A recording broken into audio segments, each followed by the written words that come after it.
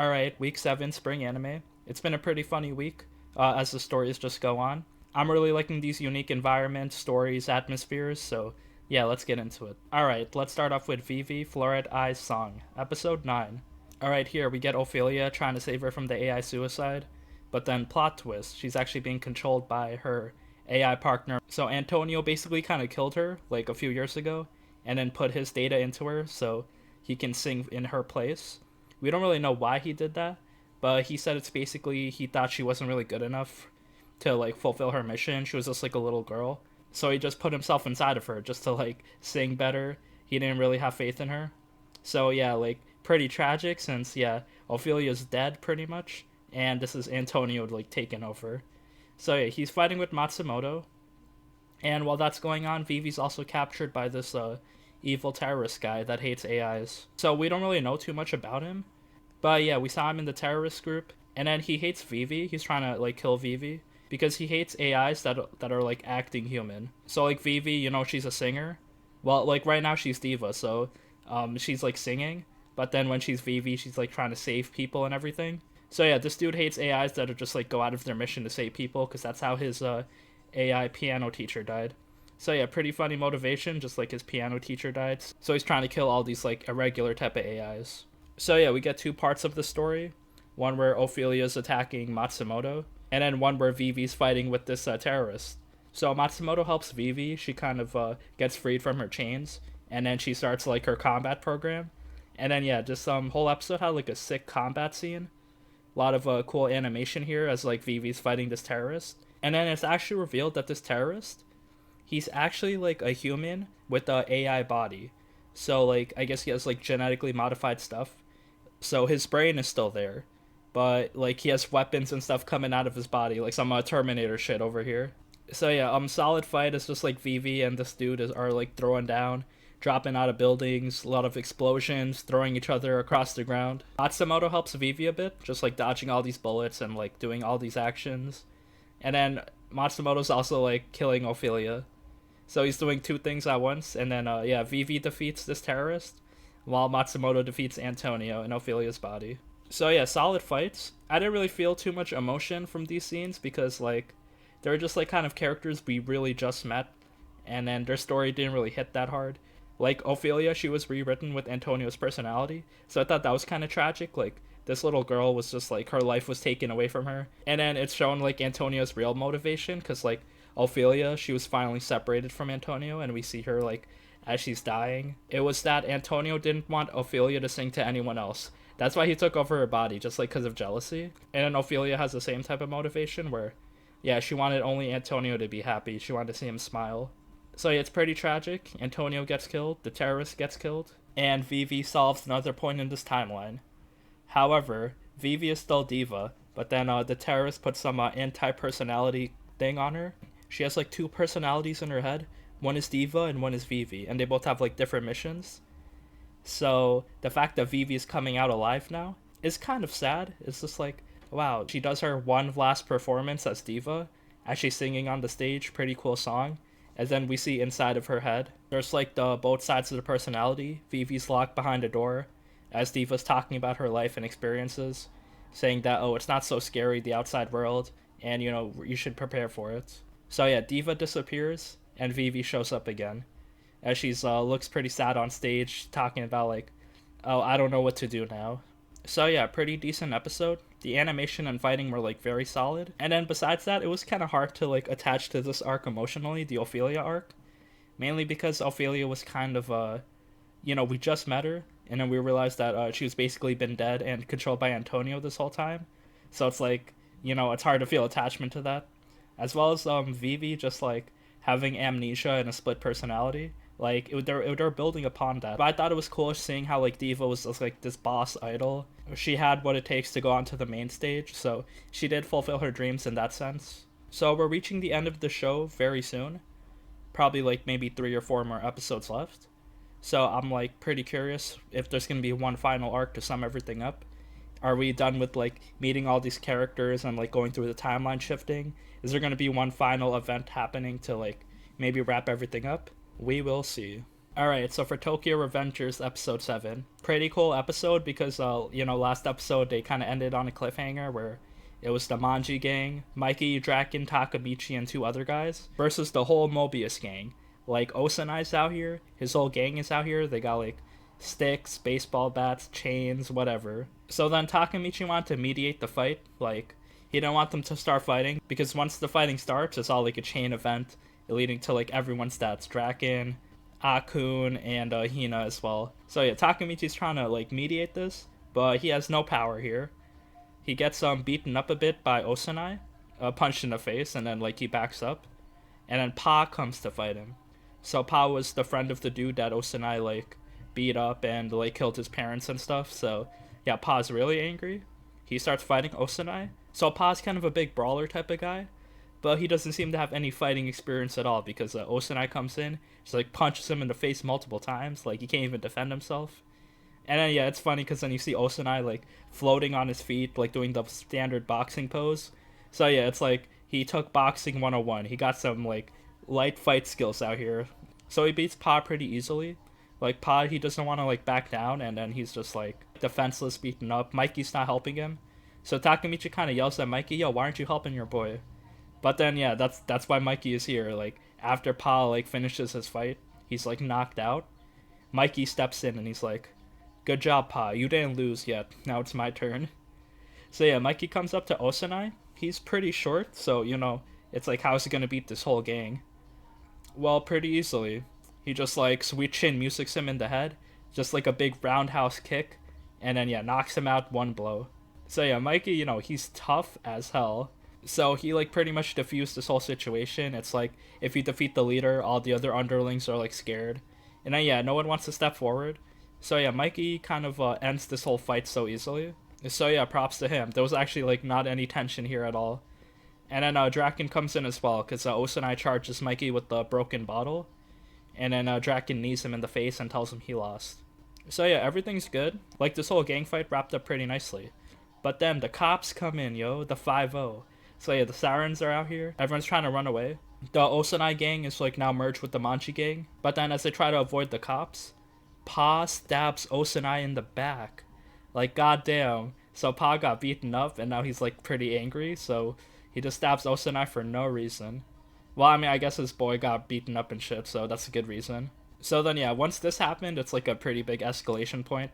It's like both sides are frozen. They're like trying to run away as well. But yeah, they gotta leave Pa behind because he just like stabbed a dude. So yeah, Pa gets arrested and everyone else runs away. Takamichi's kind of like fainting from getting beaten up a bit, so he gets taken to the hospital. So yeah, Takamichi wakes up in the hospital. He sees Emma, and then he accidentally cops a feel on her. So yeah, props to him. But then she's here to tell him that Draken and Mikey are fighting. Like their relationship is kind of strained. And we don't really know why. It's been like maybe 1 or 2 days since Takamichi woke up in the hospital. Like they stopped this whole gang fight, they seemed pretty well in sync, but then they just had some random argument for some reason. And now yeah, that's bad because it's gonna lead up to them fighting and Draken dying. So yeah, Takamichi's kind of troubled by this because yeah, his actions, he didn't change anything yet. So when Takamichi's chilling at home, 3 days pass while he like left the hospital and then he's just resting. And then him and all his boys visit him. And then after that, Draken comes to his house. And he's like, "Yo, what up, bro? I hope you're doing alright." So yeah, it's all good. The thing is, he does confirm that Draken and Mikey are like not friends anymore. And they'll probably never be friends. So it's kind of interesting what really happened to like strain their relationship this much in like such a short time. So then yeah, they eat some watermelon. And then Draken leaves. And then Mikey comes in. He's standing in front of Takamichi's house. And it's kind of awkward because it's like Draken's out here leaving his house. So it's like they're both arguing for custody over Takamichi, who's Takamichi's real brother. Is it Draken or Mikey? So even though this like standoff between them was kind of like high tension, it got relieved pretty quickly because there's like a lot of comedy behind it. Them arguing over Takamichi, and then them just like throwing Takamichi's bicycles and like skateboards and breaking everything. So yeah, they're fighting, but it's like pretty funny. And then yeah, while they're fighting in front of Takamichi's house, like he just gets kind of angry. Takamichi like unlocks his Super Saiyan form, and then just like yells at them. It's like, "Hey, both of you guys gotta stop." So yeah, Takamichi's putting his foot down. Like he's obviously not strong enough to like stop both of them through force. So he's probably gonna like do some talking, understand why they like hate each other now. But yeah, the fact that Takamichi's here, he kind of lightens the air a bit. So yeah, we'll see what he'll do next episode. And then I liked how they were setting up like all this gang violence and stuff, showing how strong the Manji gang really is, and then like escalating to like how to save Draken, because that's still like a thing that might happen in a few days. Okay, so for To Your Eternity, episode 6, another great episode as the Immortal. We kind of finished a March arc, and now he's like left the village trying to like do his own thing. So he's going out. He has like kind of a bit more intelligence now, as he inherits March's personality. So he knows how to eat food and stuff. The thing is, he's kind of aimless right now, doesn't know where to go next. So yeah, he's just walking, and then he meets up with this old lady Joran, who was arrested with them in the Yanome village with everyone. So then yeah, she's kind of stranded. She has a cart but no animals, and she's pretty hungry. So then the Immortal, he picks some apples in March's body. So yeah, the fact that he's March now makes him like a bit more agile, able to climb trees, and you know, get all these apples from the trees. So yeah, it's pretty funny seeing him like throw apples at her, because yeah, she is trying to fight him. So then the main thing here is that like they decide to team up, I guess, and then it's shown that like they have a map. So they're trying to like map up the location of the next place. The old lady Puron has another house she can go to, which is across the ocean. So they make that their next destination as she like draws a map. But then this is the big part. Fushi, she sees her drawing the map, and he's like, "Yo, that's so cool! Like paper and like pencils." So he tries to do the same thing, try to draw, and then that's where another big point in his evolution comes to fruition. He learns how to write words. So it starts off with him writing letters in the dirt. The old lady's basically teaching him like the alphabet, how to pronounce words, people's names, and then yeah, slowly like it's seen that he just knows how to speak now, so he can kind of fluently communicate what he wants to say. It's a little broken though, so like he talks a bit slowly and broken, but it's still like damn, a pretty big evolution. Our voiceless main character that was just like wandering aimlessly can now communicate with us, say how he feels. So yeah, that was a pretty emotionally fun moment, just like seeing our boy grow and able to talk and everything. So yeah, him teaming up with the old lady was like pretty solid in his development. So they started walking, camping out a bit, and then this is the main thing.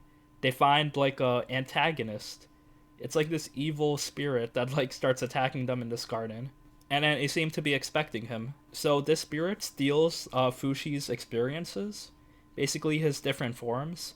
So before he fights, we get like kind of an introduction to the narrator, like the god that was talking to us that created Fushi. That dude with the nice sleek voice that plays a lot of like cool anime dudes like Kento and Jujutsu Kaisen, as well as that villain dude from Boruto.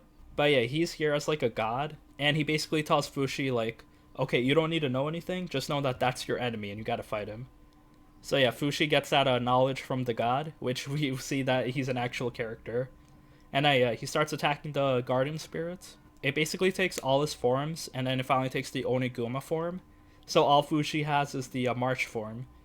So then yeah, he's running as March, trying to like climb the trees and everything, like he's pretty fast. And then we see like the core is exposed. So as March, he like goes inside of his core and just like stabs it. And yeah, he finally defeats this mysterious spirit and gets all his experiences back. So I thought that was cool. We see like a random new villain that's like an actual like supernatural type of villain. And then we get visited by like the god, basically, the dude that created Fushi. And then he tells Fushi about his objective, where you have to stay alive so we can save the world. So I guess like Fushi trying to like get all these experiences, it's trying to grow him into like being like a hero. Maybe like there's like actual villains in this world that are like gonna destroy it. So it's pretty cool to finally get that confirmation, see like where the show is going. It's like Fushi's actually like has a purpose now. And then yeah, they finally reach their destination. And then we see a new guy. He's like works in the shop and he has a mask. So I'm assuming this masked kid will be our next character of importance. But yeah, like this episode, I was just like pretty happy to see Fushi able to communicate now. That was a long time coming. Okay, so for 86 episode 7, this was actually like kind of a random emotional episode. I really love how they're doing these episodes where they show them in like 2 parts, or maybe 3 parts rather, where the first part is like kind of like the quick intro where we see like the 86ers hanging out. The second part is Lena chilling in the kingdom doing her thing. And the third part is kind of like what the 86ers were doing in the same time what Lena was doing. So they're showing both sides what they're doing at that exact same time, just like in different scenes. So that just felt unique and nice, just like keeping the story like concurrent. So it's the day of the Revolution Festival party. Lena gotta wear a good dress and do her thing. But then we see that she's actually like trying to help the 86ers first. So she sends them a big box of fireworks labeled special ammunition, so they get to have some fun. And then yeah, she's doing her day-to-day tasks. We see her actually getting a bit more traumatized, like as she's like walking on the streets, she sees like when she hears things, like she just like gets PTSD from all those dead people's voices. So then after that, Lena kind of dresses up. She wears a cool black dress as she attends the Revolution Festival party. And then we see here the 86ers are also partying. So it's like pretty cool of Lena. She sent them some fireworks. So we see them all hanging out, just like having a good time. We actually see Emma, the blue-haired girl. She's actually like crying a bit because, a lot of her friends have died. But yeah, the fun times are cut short because they're sent to the battlefield again. This was the big mission that there was like a secret base that the 86ers are fighting them.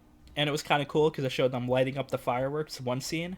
And the next scene, them like fighting, being attacked like by all these explosions. And then yeah, this battle is just like kind of impossible because there's this long range cannon that's just like, I don't know, 4,000 meters a second, they said. So there was like no way they could kind of penetrate those defenses. So yeah, they're fighting these advanced legions with like huge cannons with their worn down drones, so it's not going well for them. And then they escape. So everyone's kind of sad, but they're all alive as of now. But then they kind of tell us some stuff. So yeah, Lena's like apologizing to everyone how like, things ended up. And then they finally like, they were keeping a secret from her, so they finally reveal it to her. And this wasn't really a big secret, it was kind of like pretty obvious where it was heading. But yeah, now Lena finally knows. It's basically that the 86ers, they know they're sent to die. Like, the whole 5 years and you're out type of thing, and then you're back in the city. Like, that's not true. They're just, like, gonna work you to the army until you die. So it's basically an execution, being a part of the 86ers and being part of the army. And then the whole kingdom of white-haired people are just gonna, like, reign supreme. So it wasn't, like, a big secret, mainly because I saw, like, in the kingdom of San Magnolia, there were no colored hair people to be found, so, I thought there'd be one or two if they did, like, if they were able to be discharged from the army, but no. And then that's kind of how it goes. Basically, if you live for a long time as an 86er, then you're sent to the Spearhead Group. So that's why the Spearhead Group look pretty strong and tactical, because they're basically the veterans. They know everything, and they're like the smartest, toughest people. And then the Spearhead Group do the most dangerous missions. So yeah, it makes sense that they just keep dying. And then they wait until the Spearhead people, like that whole group, all of them die. And then they send more people to be in the next Spearhead Group. So it's kind of like an orderly execution group. All these kind of young kids and teenagers, they're just like left to their own devices and until they like just slowly die out. So yeah, again, this wasn't really a big shock. But I mean, I guess it just adds on to the racism, and it's just like sad to see how things are turning out. Because like there's basically no hope for them. And then the 86ers say, like, they kind of accept this. They're like, they don't fight back just because of pride. So it's kind of that type of logic. If we do something evil, we're no better than the people oppressing us. So yeah, that's just why they keep fighting. They have no other choice, nothing else to do, so they might as well. And then, yeah, Lena's pretty sad to hear all of this. Her motivations still say the same. Like, oh, we gotta end this war, but it, like, kind of makes her a bit more scared. Like, yeah, these people are just, like, risking their lives for no reason. So yeah, big bomb being dropped as Lena finally learns the truth of the 86ers. They're just like sentenced to die just because they have different features than everyone else. And then yeah, there's 9 of them left. So we have 9 people left in the Spearhead Group. So they kind of have a big task ahead of them. Okay, so for My Hero Academia, episode 6 to 9. So yeah, more tournament stuff has happened. Basically 2 more groups of fights. And then they're all pretty underwhelming, but still pretty funny in their own ways. The first fight was Team Momo against Team Kendo. And then, yeah, this was pretty funny because Momo's team kind of got embarrassed. Just like Kendo, she had better smarts and leadership. It was a pretty underwhelming fight, though, for, like, many reasons. So not even the animation, just, like, the kind of direction of this fight. It's just, like, these two groups of students are pretending to be villains and just, like, trying to capture each other. Like, Momo, she's supposed to be smart, able to create anything on the go. She, like, lets her team down. She just, like, makes a cannon to, like, kind of send stuff to them, when she could have kind of created that herself. We saw the mushroom girl. She was, like, pretty funny. Just, like, she can grow however many mushrooms she wants in the whole area. And then her kind of secret move is that she can make a mushroom grow in your throat to knock you out. And then there was also a dude called Manga who can make, like, sound effects just, like, slam down as, like, real, like, objects. So, yeah, they kind of had a cool amount of destructive power, but the fight choreography was, like, nothing special. The second group of fights was with Ida, Todoroki, the dude with the tail, and the dude with, like, the all these appendages. Fighting with, like, some random Class 1B characters. One was the dude with the steel body, Tetsu, as well as this dude that can just like make mudslides, and a foreign girl with the horns, as well as a dude that can turn his body into a drill. I guess the big part was it shows that Ingenia, he can change the exhaust pipes on his legs, and when he does that, it's like pretty painful. Like he has to kind of rip them off, and then they grow back even stronger. So then yeah, that makes it so he can like have more power. He can like run faster without like running out of fuel. And then it's shown that Todoroki, his fire powers, he can kind of like control them a lot better now. So he can burn Tetsu. So yeah, Todoroki can melt steel beams. The thing is, the fight after that, episode 9, had like a pretty fun fight actually, because Bakugo was there. And he's just, angry as ever, yelling explosions. He has to work with his team. He has like the tape guy, Jiro with the earphones, and then the dude with the sugar. And they're fighting some interesting people. There's this dude that can just produce razors from his body. There's this girl Setsuna who can kind of divide her body into like multiple pieces, so she can just like fly in like different directions and just spread out everywhere. There's this dude welder who can just like weld everything together if he touches it. And then there's like a cement guy who can just like produce glue and cement to like trap things together. It's really funny because Bakugo's just like hard carrying this team, and then he's doing it kind of unashamedly. He's like, okay, leave it to me. I'm gonna handle it. I'm gonna fight them. I'm gonna protect you guys. And, if I'm ever in trouble, you're going to protect me. So, yeah, he wants to protect his team while also still, like, doing everything himself. So, yeah, Bakugo pretty much, like, 1v4s this whole fight, just, like, blowing everyone up, while everyone's in the back providing support, knocking everyone else out. So, yeah, Bakugo gets pretty abused, though. Like, Welder and Cement Guy and Mantis, they just keep cutting him up and trapping him. But, yeah, Bakugo just, like, explosions everywhere. It's hard to contain this guy as he beats everyone pretty easily. I guess this was the most exciting fight out of all of them though, just because how funny it was. But yeah, I guess I'm looking forward to the next fight since Deku's there. And then him, Uraraka, the poison girl, as well as Mineta with the sticky balls. So I'm excited to finish up this arc, maybe the first half of the season. And then maybe in the second half of the season, we'll get some more huge story progressions, as well as like maybe some exciting villains in the next arc. Okay, so for Shadow's House episode 7, the dolls are still looking around the maze, trying to decipher through all these traps and solve all these puzzles. So yeah, it's a fun maze. We see like there's like pitfalls and holes everywhere. The dolls have to protect their face and then like try to like navigate through everything. So yeah, they're doing a good job. It's like Sean, Rum, and Amilico together, as well as Ricky and Luke together. And then we see all these shadows kind of spectating. They want Amilico to kind of fail. They call her the Sunshine, so yeah, it's because she's so positive. Maybe there's something with her and Kate. So yeah, that's suspicious how they all want her to fail. Anyway, we get more of each character. Amilico just being happy and fun. Sean just being level-headed and deciphering all these puzzles. And then Rum, she's actually really smart. She has a good memory. Like, she's shy and quiet, but she's actually like pretty capable herself. So a pretty fun like interactive maze they got over here. And then Sean meets up with his master John. So yeah, those two are together. The big thing is that John, his suit is like very dirty since he blew up his prison with an explosion. So yeah, he's just covered in soot, which is a pretty big no-no right there.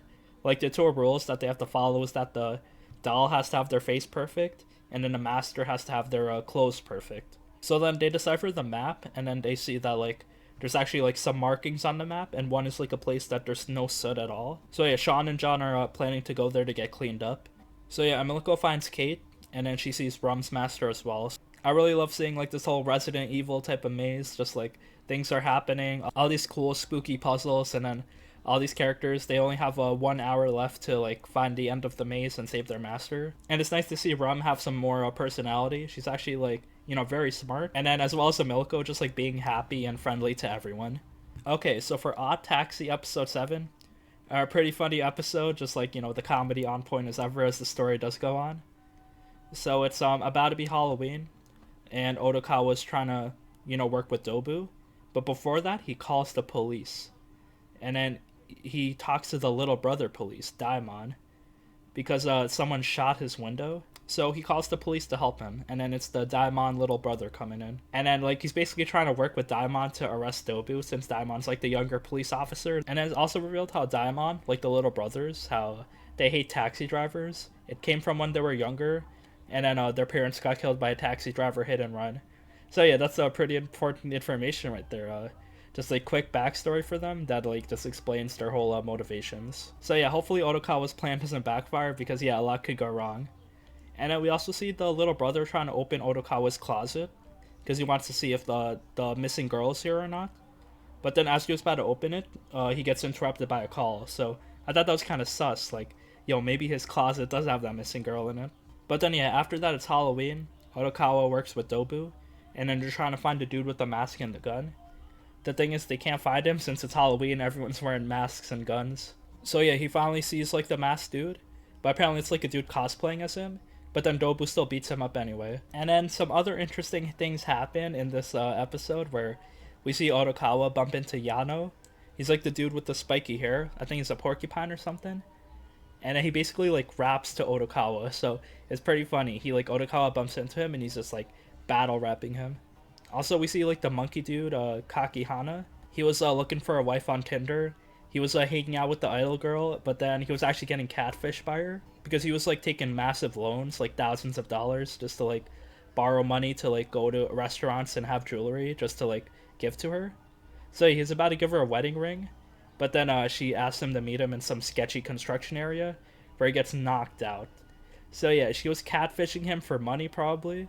It's probably like a big scheme for their idol group to run where it's like, oh, they need money, so they're like working with some maybe loan sharks. I hope my man realizes that Tinder is not a great place to find a wife. But yeah, I'm pretty excited to see how the story unfolds. It's like pretty funny, and the story's progressing pretty quickly, so there might be some escalations happening very soon. Alright, so for Fruits Basket episode 7, another emotional episode. I was kind of happy this episode just because like a lot of stuff got kind of resolved. But yeah, overall it's basically about Akito seeing her past. Like, she had a bet with her mom that the curse wouldn't break. Yeah, just like, you know, the mom, I don't know her motivations, but she's just pretty much crazy and abusive. So I guess she's like the evil person that started everything. Akito saw the dad like when he was dying, like his final words. And then yeah, the mom was kind of felt left out. So and yeah, as they're growing up, Akito had the box that I guess it was implied that the dad's ashes were in there. But then Akito yeets that box away. And it's funny because the mom was going in to cut Akito with the knife. Just because I guess she was tired of everything. So yeah, the mom's coming in with the knife trying to stab Akito. As Akito yeets the box hits the floor, it's actually empty.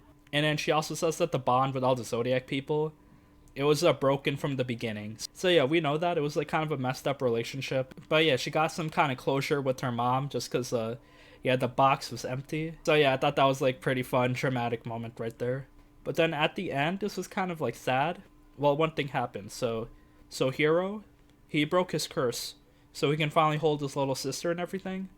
So yeah, my man Hiro is out here just like he's free again. And then after that, Kurano kind of consoles Akito. And he basically tells her to change. He's like, you should leave the Somas, like learn more about the outside world because you've been confined here your whole life. And you know, it's like a new journey for you. So he basically wants her to have a life like after everyone is free from the Zodiac curse. But then Akito kind of yells at Kurano for like, you know, Kurano never loved Akito. He was just here, and then he kind of forced himself not to leave for like some weird reason. And then she stabs Kurano. Did he die? Maybe he did. Just like Akito stabbed this dude. He was like kind of the nicest dude. I wonder what's gonna happen there. Okay, so for Joran, the Princess of Snow and Blood, episode 8. This is kind of an emotional episode. I was kind of taken aback. Like, the amount of, like, crazy cool voice acting by Yuki. Just, like, the action and sadness shown through everyone. So, yeah, basically, Yuki fights with Makoto. She kind of slashes, but doesn't kill her. And then, yeah, she's just, like, angry. She's breathing all her, ghostly spirit form. She's just, like, trying to get revenge on Asahi. Because it's shown that Asahi did die. I was, like, hoping that she didn't, but apparently she did. Like, you can see her cut open. She has all this blood loss. So yeah, rest in peace, Asahi. The past that Yuki was trying to build is just gone. So yeah, Yuki's so sad, but then she doesn't kill Makoto. This giant hawk monster comes in and kills her instead. So yeah, this is another blue blood spirit. So another like animal spirit comes in and attacks Makoto. Yuki gets kind of knocked out, and then it's seen later that everything is cleaned up. So Jin comes in with his gang. They clean everything up, but yeah, basically Makoto is confirmed to be dead, Asahi is confirmed to be dead, and Yuki's in the car with Jin. So yeah, she's pretty injured, so she's like patched up and resting, and they're taken in some beach hideout. But yeah, pretty sad because Yuki's crying. Asahi died, her brother died. Like, Makoto tried to kill her. There's no escape from this assassin organization. So Yuki realizes that the only escape is suicide. Jin stops her from killing herself. And then that was just like where the whole sadness happened. She's like, why aren't you letting me kill myself? Why? It's like, why do I have to suffer? And then Jin kind of tells her about his past, where he kind of grew up as like a slave, had to like work and kill people to survive. He had no family. So yeah, just like him telling Yuki not to kill herself. It was pretty sad since, she's suffering so much. So she actually gets up and tries to like walk in the water to drown herself.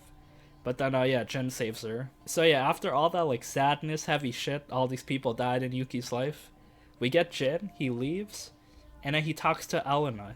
She's still alive. She has like, the baby. I didn't really think she was dead either, because she kind of died off-screen in some fire. Now, Jin's saying, oh, there's one last mission and we're done. So I wonder what this mission will be. Maybe it's, like, revolution against the government, but, yeah, one final mission. Like, when you hear that line, like, people will die. Okay, so for I Killed Slimes for 300 years and maxed out my level. Episode 7. So yeah, this episode was so funny. I like loved it so much. Just like, all the girls were sentenced to be executed just because Halakara knocked out the Demon Lord. And then yeah, the Demon Lord's name is Pekora. So I guess she's not a VTuber, but she's still like a cute little girl. So yeah, Azusa hatches up a plan. If she wakes up the Demon Lord and convinces her to not execute Halakara, then everything will be fine and we won't be killed. So yeah, she kind of makes this like kind of strong smelling potion to wake someone up. And then she beats all the Demon Lord's security as she goes into her bedroom. So she tries to wake her up with the potion, but then she wakes up and headbutts Azusa. So yeah, she has like this instinct that wakes her up when someone's trying to attack her. And then she challenges Azusa. Fight with the Demon Lord, and then if you win and don't kill me, then I'll set everyone free. But if you lose, then yeah, everyone will die. And then yeah, the Demon Lord's pretty cute. She has this big two-handed sword, and yeah, she's swinging it, wreaking havoc throughout the outside of the castle as she fights with Azusa. The thing is, Azusa is level 99, so yeah, very overpowered, as she beats the Demon Lord Pekora. And then she kind of slams her into a wall, and yeah, tells her the fight is over. So yeah, Azusa beats her, breaks her sword, and now it's funny because the Demon Lord kind of falls in love with Azusa and calls her her older sister, One-sama. So yeah, Azusa gets another member of the family, the Demon Lord, which is pretty insane because I guess the fight with the Demon Lord happened, episode 7. Azusa beat her, and now the Demon Lord is friends with Azusa. And now everything's good. Just like, kind of cute stuff happening. They kind of try to kiss each other, hug each other. So then after that, we go to the award ceremony. And this was pretty interesting because the Blue Dragon Flat Torte comes in. And then her and the Red Dragon are part of the award ceremony. They all get awards. But the main thing is that part of her punishment, I guess, like, for this award ceremony, Pekora makes Azusa pet her horns. So, the Blue Dragon Flat Torte, she has horns. And then the Blue Dragon clan, basically if someone touches your horns, you're eternally submitted to them. So yeah, Flat Torte, she submits to Azusa now and follows her. But then Azusa sees this and basically frees her. So Flat Torte joins the team. Azusa finally gives her freedom. But I thought it was a pretty cute episode all around. Just like the Demon Lord and this Blue Dragon. Also the Leviathan waifus. As well as the Beelzebub. Just like everyone's like so cute and fun this episode. Alright, and now for Ijiranaide, Nagatoro-san, episode 7. So yeah, the senpai goes to a festival. He doesn't see Nagatoro there because he's busy with club. But then he runs into the 2 blonde girls that tease him. Then she put a dog collar on him. And then they send a picture of Nagatoro. So she comes running in, and they're basically fighting over custody over the senpai. So they play some carnival games, shoot some stuffed animals and everything. Nagatoro wins, so she takes the senpai. He gets the collar taken out of him, so yeah, good for him. As well as they see some fireworks together. Everyone's kind of kissing and hugging around the fireworks though, so they feel kind of awkward together. But yeah, senpai helps her out, like saves her from big crowds and everything, so yeah, cool festival date together. After that though, like, we get a new character. It was like the blonde girl that we saw in episode 1. And then yeah, basically Nagatoro's hanging out with like these other friends. It's a bunch of dudes that they want to go on a group date with. And the senpai like sees her, so he tries to save her, and then he's like, alright, let's go. And then Nagatoro follows suit, and she's like, yeah, let's go home, senpai. And it's weird, all the girls basically follow. It's basically the senpai with Nagatoro, and 3 other girls going home together. So Senpai has his harem of 4 girls out here. Nagatoro, the 2 blonde dudes that tease him, and another kind of aloof blonde dude that we saw earlier. And then, yeah, they tease the senpai together. They call him Aromanga Sensei and everything. So, yeah, the jokes are still there.